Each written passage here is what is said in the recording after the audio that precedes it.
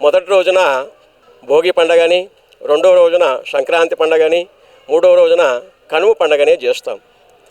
అయితే ఈ భోగి పండగ అనేది మనం ఆలోచించినట్టయితే ఈ భోగి పండుగ రోజు ఏం చేస్తాము? ఉదయాన్నే ప్రాతకాలాన్ని లేచి భోగి మంటలు అనేది వేసుకుంటాం. ఫస్ట్గా భోగి మంటలు వేసుకొని ఆ ఇచ్చినటువంటి మాకు వుడ్ ఏదైతే ఉందో పాడైనటువంటిది కూడా ఆ చెక్కతోటి కలపతోటి భోగి మంట వేసుకొని, అంటే ఇంట్లో ఉన్నటువంటి ఆ నెగిటివ్ మొత్తాన్ని కూడా ఆ భోగి మంట రూపంలో పారదోలుతానమాట. మొత్తం కూడా నెగిటివ్ అనే రోల్స్ అని వెళ్ళిపోతుందన్నమాట.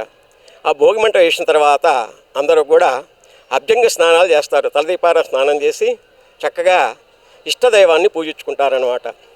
పూజించుకొని సాయం సంధ్యముల చిన్నపిల్లలకు భోగి పళ్ళు అనేది పోస్తారు.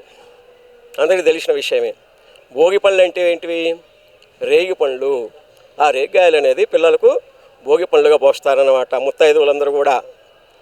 అయితే భోగి పనులు ఎందుకు పిల్లలకు పోస్తున్నారయ్యా?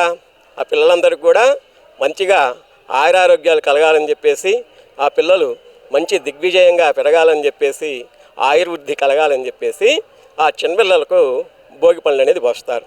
భోగి పండుగ మరుసటి రోజున సంక్రాంతి పండుగనే చేసుకుంటాం. అనగా సూర్యభగవానుడు ధనుస్సు రాశి నుంచి మకర రాశిలోకి ప్రవేశిస్తాడనమాట. కాబట్టి మకర సంక్రాంతి అనే పేరు అనేది వచ్చింది. కావున ఈ మకర సంక్రాంతి రోజున పితృదేవతలకు చాలా విశేషం. ఆ రోజున మకర సంక్రాంతి రోజున దక్షిణాయనం వెళ్ళిపోయి ఉత్తరాయణం అనేది ప్రారంభమవుతుంది. మహాభారతంలో ఆ యొక్క యుద్ధం అనేది జరుగుతున్నప్పుడు భీష్మాచార్యుల గారు అర్జునుడి చేతిలో పడిపోతాడనమాట. అర్జునుడు యొక్క భీష్మాచార్యుని పడేస్తాడు. అయితే పడేసినప్పుడు ఏమవుతుంది? ఆయన ఒకటే వరం కోరుకుంటాడు.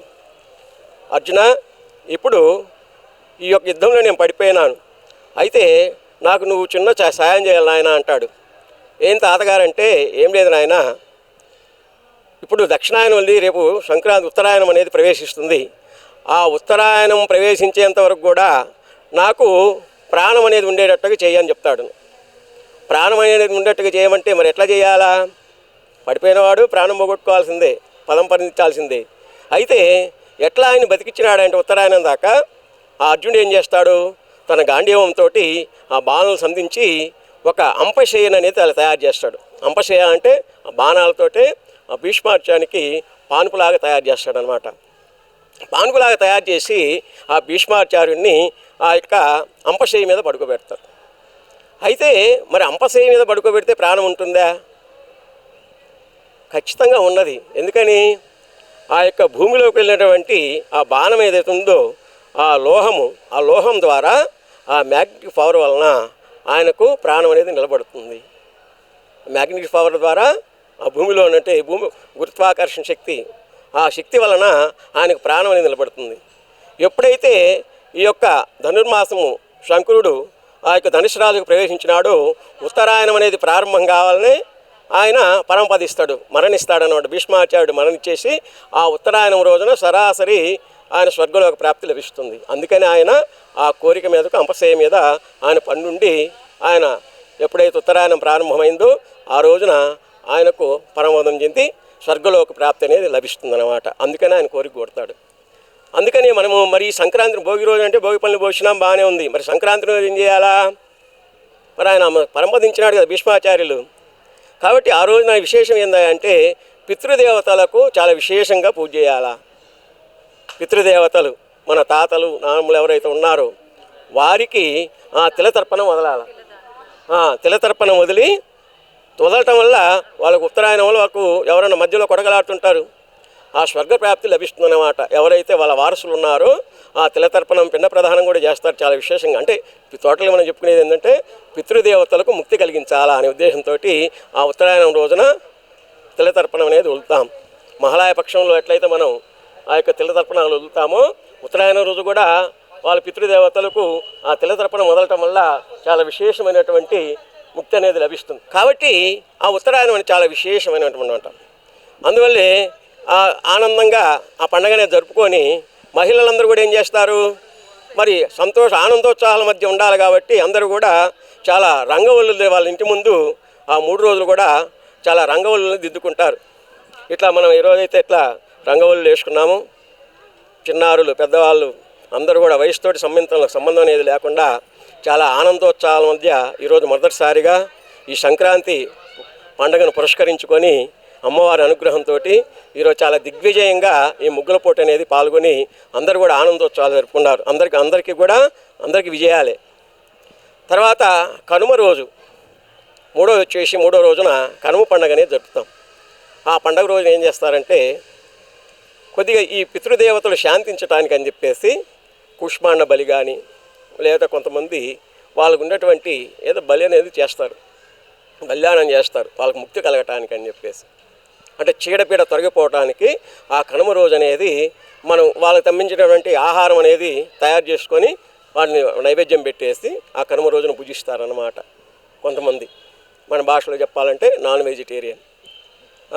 కాబట్టి చక్కగా అందరూ కూడా ఈ 3 రోజులు కూడా విశేషమైనటువంటి జరుపుకునేటువంటి పండగ ఏదంటే ఈ సంక్రాంతి పండగే. ఇక ముగ్గుల విషయాలు ఎందుకు వేస్తాము, ముగ్గు అంటే ఏదో మనం కలర్ఫుల్గా వేసేది కాదు, చక్కగా బియ్యపు పిండితోటి వేసుకోవాలా.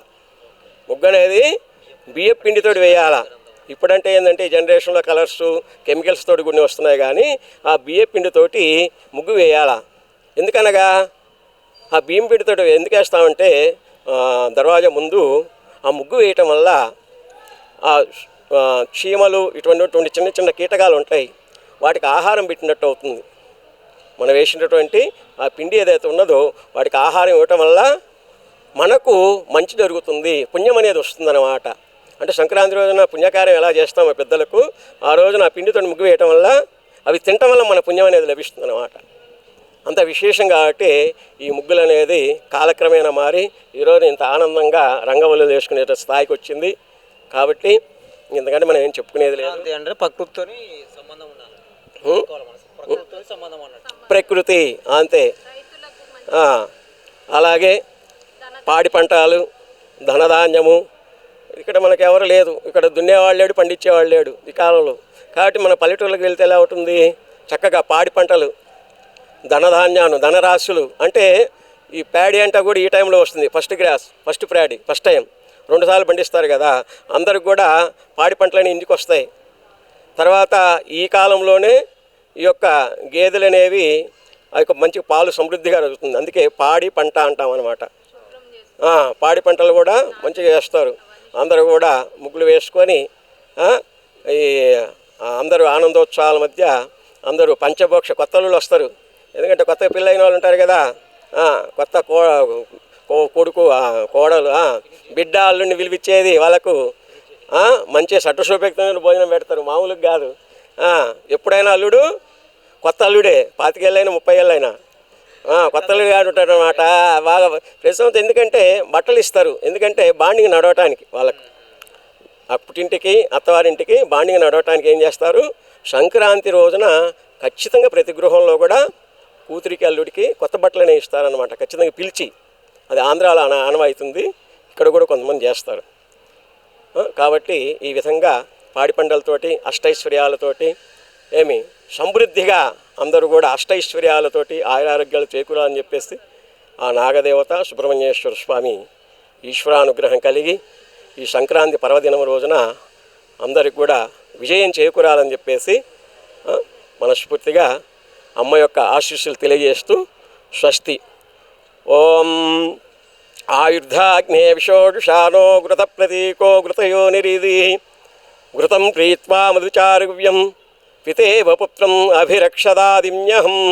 అందరికి కూడా మరొకసారి సంక్రాంతి భోగి శుభాకాంక్షలు తెలియజేస్తూ శుభం భూయాత్. స్వస్తి. శుభం.